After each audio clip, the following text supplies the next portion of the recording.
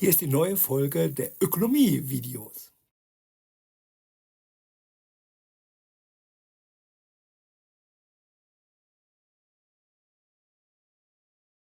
Welcome to The Explainer. You know, every single day, whether we realize it or not, we're making choices about money.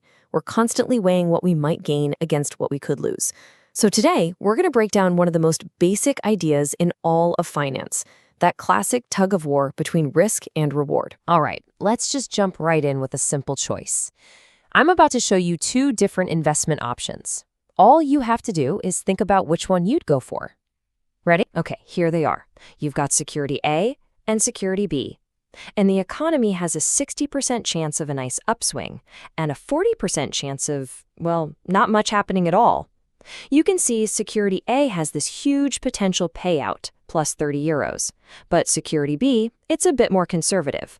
Just looking at it, it's not immediately obvious which one is the smarter play.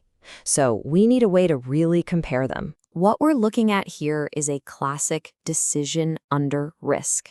And the key word there is risk, not uncertainty. We actually know the odds, that 60-40 split. It's not a complete guess.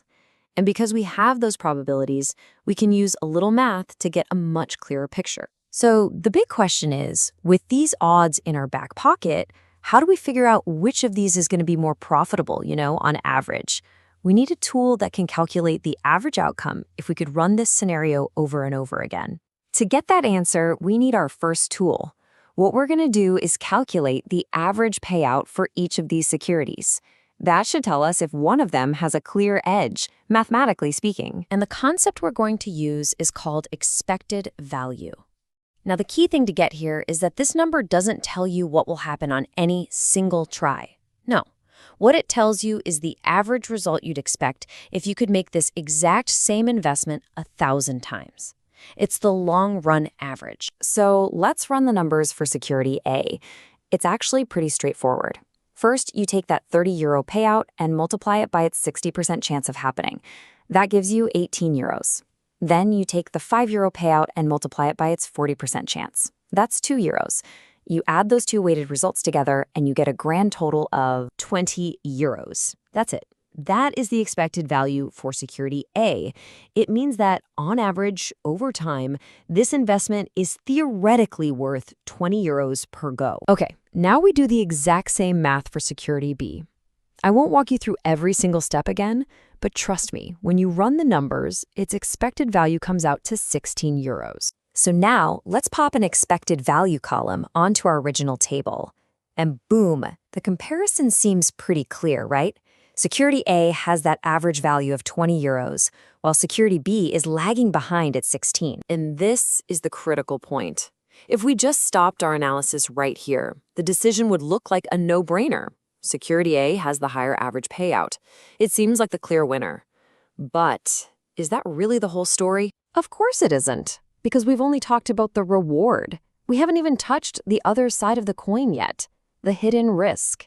And let me tell you, averages can hide a whole lot of drama. I mean, think about it. The average might tell you where you'll end up, but it tells you absolutely nothing about the journey. How bumpy is the ride going to be? To figure that out, let's look at the gap, the swing, between the best and worst possible outcomes for each one. And wow, this is where you really see the difference. For security A, that swing between the best and worst case is a massive 25 euros. That is a huge, volatile range. But for security B, the swing is only 10 euros. It is so much more predictable, so much less wild. Now, this swinginess, this volatility, it isn't just a gut feeling. It's something we can actually measure with a number. So just like we got a number for the average reward, let's get a number to represent the risk. The tool for this is called standard deviation. And look, don't let the name scare you, and definitely don't worry about the crazy formula behind it. Just think of it like this. It's a risk score. That's it. A high risk score means the outcomes are all over the map, far from the average. A low score means they're all bunched up, nice and tight. It's basically a measure of predictability. So when we calculate these risk scores, the difference is just stark. Security A has a standard deviation of over 12, but look at security B. It's all the way down at 4.9. The math is just confirming what our gut was telling us. Security A is way, way riskier. Okay, so now we finally have both pieces of the puzzle on the table. We have the potential return and we have the potential risk. And this is where the real decision-making starts. This is your call. Let's put it all together in one final table. On one side, you have the expected return. That's your reward. On the other side, you have the standard deviation. That's your risk. Security A offers a higher reward, but you pay for it with much, much higher risk. Security B offers a smaller reward, but what you get in return is stability. And this, right here, is the fundamental trade-off. It's the big question. Do you get on the roller coaster that is Security A, hoping for that bigger prize, but knowing you have to endure the wild swings? Or do you prefer the smoother, more predictable journey of Security B, even if the reward at the end isn't quite as high? So what's the right answer? Well, the truth is, there isn't one. The best choice isn't a mathematical fact. It's a personal one. It depends completely on you, on your personality, how much uncertainty, how much of that wild ride are you willing to put up with for a shot at a higher reward? We started this whole thing with a simple question, didn't we? Which one would you choose? And now we've ended up with a question that's deeply personal.